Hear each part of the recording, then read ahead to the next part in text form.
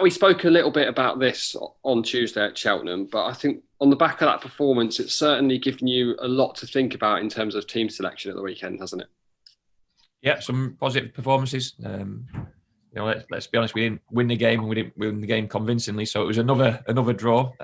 Great, we won the penalty shootout, and that was the added point we needed in relation to the group competition. But some positive performances. Some of the players who needed the 90 minutes got the 90 minutes.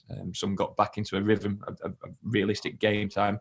And some are still on that road to, not recovery, but road to getting 90 minutes match fit, and the ones who've missed significant amount of time. So we were really pleased in relation to Tuesday. But as good a performance it was, we want to turn those performances into wins. That was my next question, actually. You said there, and you think you said last week as well, about the number of draws. Yes, they're not defeats, but how do we start turning those draws into wins?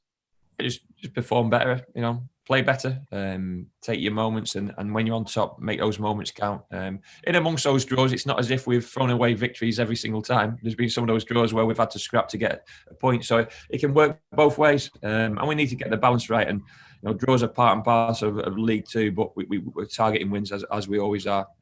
But the crux of it is, if we just haven't been quite good enough in those 6 draws we've had to win those games of football. But we only need to turn a couple more into wins, and we're not too far away from where we need to be. We're relatively solid in relation to the league start or the league position as it stands. But we know what we want to achieve, certainly this month and moving forward. And we'll move on now to Stevenage then.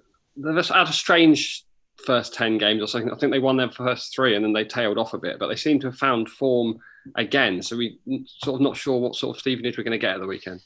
Well, it started the season really well. I'd recruited strongly in the off season, and then had a little blip. You never know too well what's happening in that game time. But then I think the last 3 games unbeaten, winning 2 out of 3, and some good results in there as well, and some good performances. So they got good players. Some we know really well in Jake Taylor and obviously Jamie Reid, and some we've come across time and time again.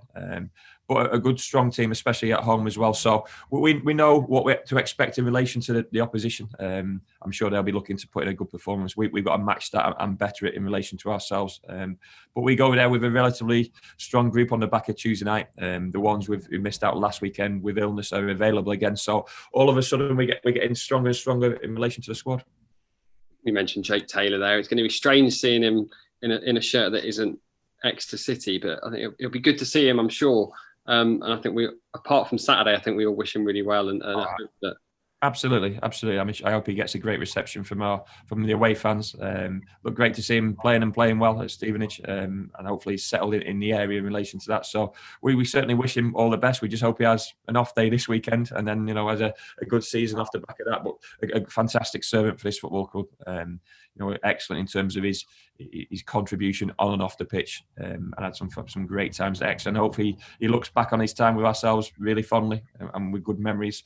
And he's in the next stage of his career now. So we certainly wish him all the best, and it'd be great to catch up with him at the weekend. Another thing we mentioned on Tuesday is that the squad seems to be there or thereabouts now in terms of fitness. You mentioned Kyle Taylor is back from his isolation now. Yeah, he trained today. 10 days indoors. He looked okay, so hopefully that illness hasn't took too much out of him. So he'll be available for the weekend.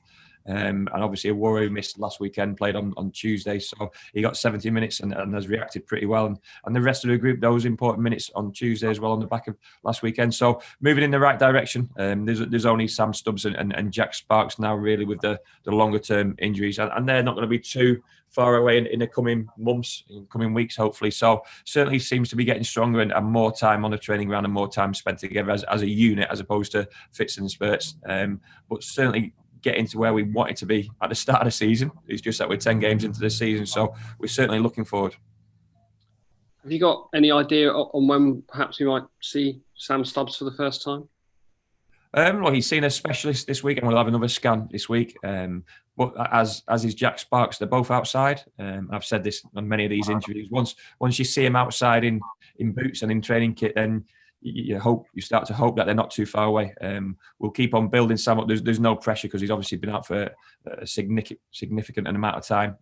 So there's no pressure in relation to his body at the moment. But the early signs are that the knee's reacting better than it has done in the past.